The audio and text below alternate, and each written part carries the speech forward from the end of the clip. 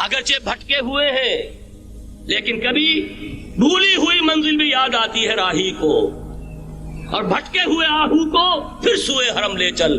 اس کی ضرورت ہے مسلمان کو، پھر اس کا مقصد یاد دلایا جائے۔ پاکستان اس لیے نہیں بنایا گیا تھا کہ ہمارے ہاں ٹاٹے اور برلے نہیں تھے تو ہمارے پاس اس کے بھی باپ وجود میں آ جائیں، اس لیے تو نہیں بنایا گیا تھا۔ پاکستان اس لیے نہیں بنایا گیا تھا کہ جاگیرداروں کی جاگیرداریاں محفوظ ہو جائیں، پاکستان اس لیے تو نہیں بنایا گیا تھا۔ اور یہ کہ نمازیں اور مسجدیں تعمیر ہو جائیں، مسجدیں تو امریکہ میں تعمیر ہو رہی ہیں عالی شان سے عالی شان، اس لیے پاکستان نہیں بنا تھا۔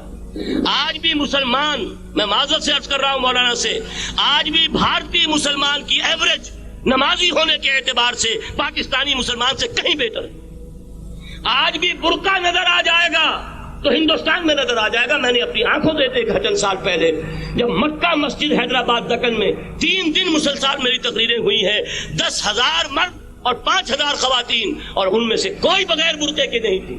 ایک سیلاب نظر آ رہا تھا برقعوں کا کہ جب جلسہ ختم ہوا ہے رات کے 12 بجے 3 دن تک متواتر۔ یہاں کہاں نظر آئے گا برقع آپ کو؟ یہاں تو جس کے پاس 2 پیسے ہو گئے اس نے سب سے پہلے برقع اتار کے پھینک دیا۔ معلوم اچھی طرح سمجھ لیجئے، یہ چیزیں تو وہاں زیادہ ہیں یہاں کی نسبت۔ اصل ضرورت تھی کہ یہاں اس نظام کو قائم کیا جائے، وہ نظام عدل اجتماعی، وہ جس میں حریت ہو، جس میں عام آدمی بھی خلیفہ وقت کو ٹوک سکے۔ یہ کرتا کیسے بن گیا؟ ایک خاتون بھی کھڑی ہو کر دامن پکڑ لے، عمر تمہیں کیا حق ہے کہ ہمارے مہر کے اوپر پابندی لگا رہے ہو، جبکہ اللہ نے نہیں لگائی۔ اللہ قرآن میں قنطارہ کا لفظ استعمال کر رہا ہے۔ ڈھیروں سونا دے دے کوئی شخص اپنی بیوی کو مہر کے اندر، طلاق دیتے وقت اس میں سے کچھ نہیں لے سکتا۔ آپ کون ہوتے ہیں ہمارے حق کے اوپر پابندی لگانے والے؟ اور عمر نے کہا، آج ایک بڑھیا نے وہ اب عمر کو دین سکھایا، آرڈیننس واپس۔ حضرت سعد بن ابی وقاص رضی اللہ تعالی عنہ جو فاتح ایران تھے، وہ گورنر ایسے ہی نہیں بن گئے تھے ریوڑیاں بٹی ہو اور گورنری مل گئی ہو، وہ تو خود فاتح تھے ایران کے، اس لیے گورنر تھے۔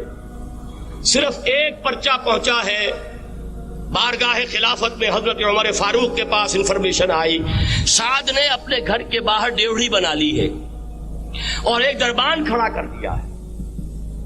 حضرت بلال کو بھیجا ہے رقعہ دے کر، اور یہ حکم تھا کہ بلال پہلے تو جاتے ہی ڈیوڑی میں آگ لگا دینا، پھر یہ رقعہ دینا میرا۔ اور رقعے میں لکھا ہوا تھا، اے سعد، لوگوں کو ان کی ماں انہیں آزاد جانا تھا، تم نے انہیں اپنا غلام کب سے بنا لیا ہے؟ یہ دربان کھڑے کر دیا اپنے آگے۔ وہ حریت، وہ مساوات کہ جا رہا ہو خلیفہ وقت اور چارج لینے جا رہا ہے بیت المقدس کا، کوئی ذاتی علاج کے لیے نہیں جا رہا، سیر و سیاحت کے لیے نہیں جا رہا، چارج لینے کے لیے بالکل سرکاری وزٹ ہے، آفیشل وزٹ ہے، اسٹیٹ وزٹ ہے۔ اور حال کیا ہے؟ 700 میل کا فاصلہ طے کرنا اور ایک اونٹنی، کوئی انٹوریج نہیں، کوئی قدم و حشم نہیں، کوئی جمبو جٹ بھرے ہوئے نہیں، کچھ نہیں، ایک اونٹنی ایک خادم۔ اس ایک اونٹنی پر چونکہ راستے کا راشن بھی ہے لہذا 2 آدمی نہیں بیٹھ سکتے، ایک بیٹھ سکتا ہے۔ ایک منزل خلیفہ وقت بیٹھا ہوا ہے اوپر اور خادم نکیل پکڑ کر چل رہا ہے، اگلی منزل خادم اوپر بیٹھا ہے اور خلیفہ وقت عمر بن الخطاب رضی اللہ تعالی عنہ اور وہ آگے آگے نکیل پکڑ کر چل رہے ہیں۔ یہ نظام چاہیے آج نوع انسانی کو۔ اس کے انتظار میں، اس کی تلاش میں نوع انسانی نے کتنے تجربے کر لیے، کیسی چھلانگیں لگائیں، ملوکیت ختم کی، آسمان سے گرا کھجور میں اٹکا، جمہوریت آئی نام نہاد، لیکن وہ سرمایہ کارانہ نظام بن کر آگے سے بڑھ کر لعنت بن گئی۔ پہلے جاگیردار مسلط تھا، اب سرمایہ دار کارخانے دار مسلط ہو گیا۔ اس سے نکلنے کے لیے زور لگایا، کمیونزم کی طرف گئے، چھلانگ لگائی، اب ایک پارٹی ڈکٹیٹر بن کر بیٹھ گئی۔ انسان رست از یک بنتا افتاد در بندے دیگر، ایک چیز سے غلامی سے نجات پاتا ہے، دوسری میں پھنس جاتا ہے۔ اور کیوں؟ کہ وہ نظام عدل اجتماعی جو محمد عربی کو دے کر بھیجا گیا تھا، اس کے کسٹوڈین سوئے ہوئے، اس کے کسٹوڈینز کو اندازہ ہی نہیں۔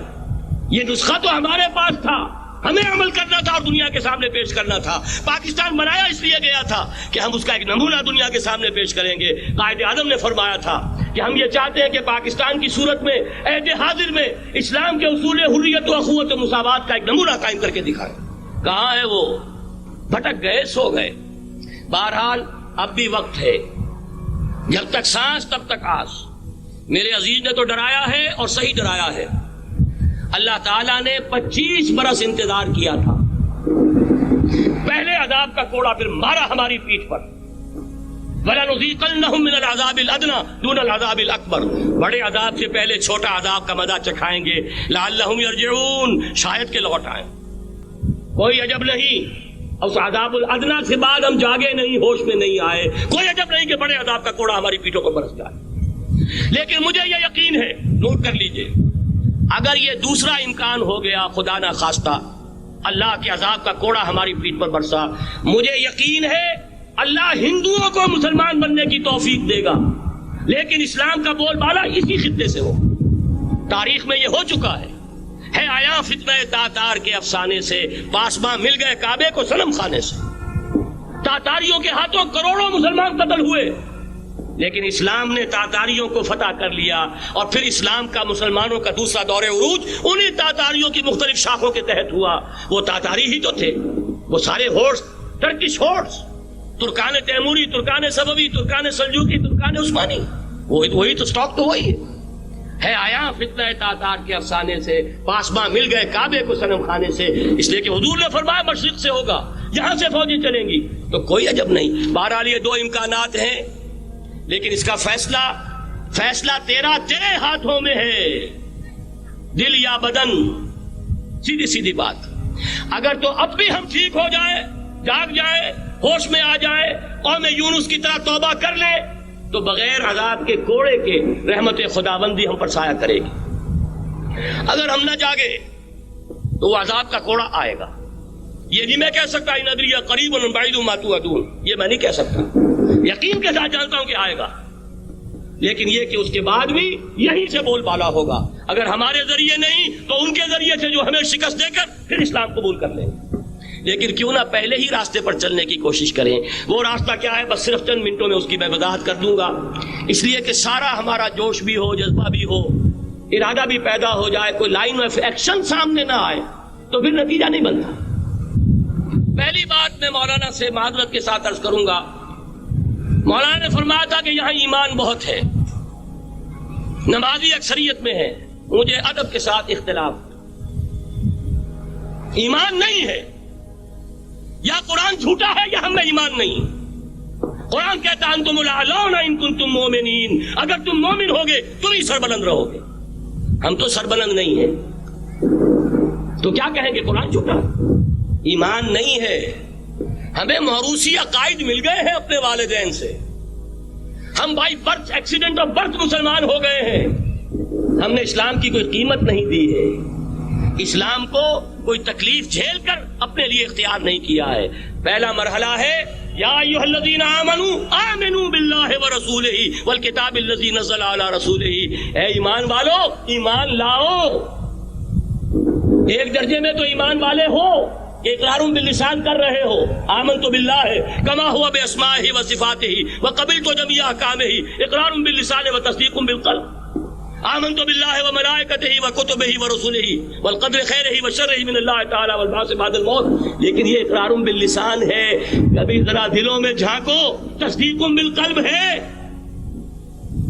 تصدیق بالقلب ہو جائے تو زندگی کا نقشہ بدل جائے گا, سوچ بدل جائے گی, ترجیحات بدل جائیں گی. آج زندگی سب سے عزیز ہے, پھر شہادت کی موت اس سے کہیں زیادہ عزیز ہو. نشان مرد مومن باتو گویم جو مر گائے تبسم بر لبے اوست. تو پہلا مرحلہ ہے ایمان کی تجدید, ایمان کو تازہ کرو, ایمان کو تازہ کرو. اور اس کے لیے منبع اور سرچشمہ قرآن حکیم. هو الذی ينزل علی عبدہ آیات بینات لیخرجکم من الظلمات الی النور. قرآن سے ہی لوگوں کو بلاؤ, تلاوت آیات کے ذریعے سے لوگوں کو کھینچو. یہ میگنیٹ ہے جو سلیم الفطرت لوگوں کو کھینچ لے گا. پھر اسی کے ذریعے سے تزکیہ کرو. یا ایھا الناس قد جاءتکم موعظۃ من ربکم وشفاء لما فی الصدور. تمہارے سینوں کے اندر جو روگ ہیں ان کا علاج بھی یہی قرآن. پھر اسی کی تعلیم دو. یتلو علیہم آیاتہ ویزکیہم ویعلمہم الکتاب والحکمہ